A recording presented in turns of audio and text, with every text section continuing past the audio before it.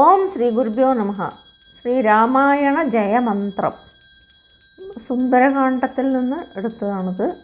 ജയത്യതിബലോ രാമോ ലക്ഷ്മണാച്ച മഹാബലഃ Raja Jayathi സുഗ്രീവോ രാഘവേണാഭിപാലിതഃ